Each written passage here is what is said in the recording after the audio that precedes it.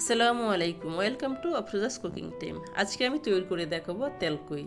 খুব সহজ একটা রান্না, কিন্তু খেতে কিন্তু ভীষণ মজা। খুব সহজেই এটা আপনারা তৈরি করে নিতে পারবেন। চলুন দেখে নিই কীভাবে এই তেলকই তৈরি করা যায়। তেলকই তৈরি করার জন্য আমি বেশ কিছু এখানে কই মাছ নিয়েছি, হলুদ, লবণ এবং এখানে আমি দিয়ে দিয়েছি লেবুর রস এবং লবণ হলুদ দিয়ে মাছটাকে খুব ভালোভাবে মেখে নেব। হাত দিয়ে ভালোভাবে মেখে তারপরে এটাকে আমি রেস্টে রেখে দিব 10 মিনিটের জন্য। আর এখানে আমি দেশি কই ব্যবহার করেছি, চাইলে আপনারা এখানে চাষের যে কই আছে সেটাও ব্যবহার করতে পারেন। আমি এখানে কতটুকু আছে সে আমি জানি না, এটা আমাদের দেশ থেকে আনা মাছ, সেই মাছ দিয়ে আজকে আমি তেলকই তৈরি করেছি। আর মাছটাকে মেখে নেওয়ার পর একপাশে রেখে আমি প্যানে সরিষার তেল ব্যবহার করেছি। এখানে তেলটা হালকা গরম হয়ে যাওয়ার পর তারপরে মাছগুলো দিয়ে দিচ্ছি। হালকা গরম হয়ে যাওয়ার পর তেলটা দিবেন, বেশি গরমে আবার দিবেন না। যখন মাছটা হালকা একটু ভাজা হবে তখন এটা উল্টিয়ে নিতে হবে, খুব কড়া করে ভাজা যাবে না। যখন এই দুই পাশ ভাজা হবে হালকা একটু, তারপর আমি তেল থেকে উঠিয়ে নিচ্ছি।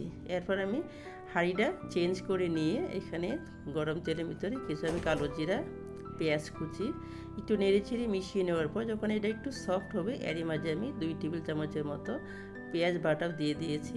একটু নেড়েচেড়ে মিশিয়ে নিব। এরপরে 1 চা চামচ আদা বাটা, 1 চা চামচ জিরার গুঁড়া, 1 চা চামচ ধনিয়ার গুঁড়া, হাফ চা চামচ হলুদের গুঁড়া আর 1 চা চামচ লাল মরিচের গুঁড়া দিয়ে দিচ্ছি। আর এইখানে দেখতে পাচ্ছেন এই বাটিতে আমি একটা এলাচ এবং মৌরি একসাথে বেটে নিয়েছি। এখান থেকে 1.5 চা চামচের মতো আমি ব্যবহার করেছি। এই মশলাগুলো দিয়ে দেওয়ার পর একটু নেড়ে চেড়ে মিশিয়ে নেব। এরপর মশলাটা যাতে পড়ে না যায় আমি কিছু পানি দিয়ে দিচ্ছি। পানি দিয়ে দেওয়ার পর ভালোভাবে একটু কষিয়ে নেব। একটু কষিয়ে নেওয়ার পর দেখতে পাচ্ছি উপরে তেলটা বেশি আসছে। এরই মাঝে আমি পাকা 2টো টমেটো এরকম ফালি করে কেটে দিচ্ছি। চাইলে আপনারা এখানে ব্লেন্ড করে পেস্ট করে দিতে পারবেন। আর অনেকটি কষিয়ে নিলে দেখবেন যে টমেটোটা এমনিতেই গলে যাবে, তার জন্য আমি এটাকে পেস্ট করে নিই। টমেটো ভালোভাবে নাড়াচাড়া করে মিশিয়ে নিচ্ছি এবং এটা দেখতেই পাচ্ছেন উপরে কিন্তু তেলটা বেশি আসছে, আরও তেল বেশি আসবে। ঢাকনা দিয়ে ঢেকে দিচ্ছি।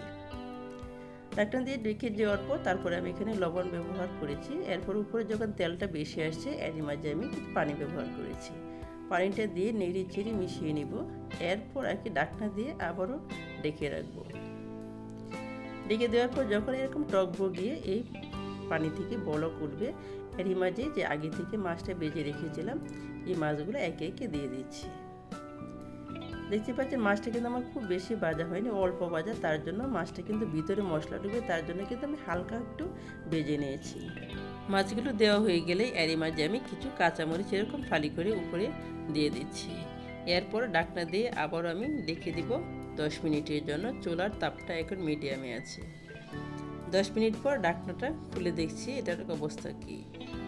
এখানে দেখতেই পাচ্ছেন উপরে কিন্তু তেল বেশি আসছে, আরও কিছুক্ষণ আমি চুলায় রাখবো। কিছুক্ষণ রেখে দেওয়ার পর দেখতেই পাচ্ছেন উপরে কিন্তু একদম তেলটা বেশি আসছে, তার মানে রান্নাটা আমার একদম কমপ্লিট। দেখতেই পাচ্ছেন কত সুন্দর একটা চমৎকার কালার আসছে, দেখেই কিন্তু জিভে পানি আসছে। আর এটা দেখতে সুন্দর না, খেতেও কিন্তু ভীষণ মজা হয়েছে। একবার হলেও ট্রাই করবেন। আর ভিডিওটা কেমন লেগেছে তা অবশ্যই কমেন্টে জানিয়ে দিবেন এবং সাবস্ক্রাইব করে পাশেই থাকবেন। সবাই ভালো থাকবেন, সুস্থ থাকবেন, আমার জন্য দোয়া করবেন। আল্লাহ হাফেজ।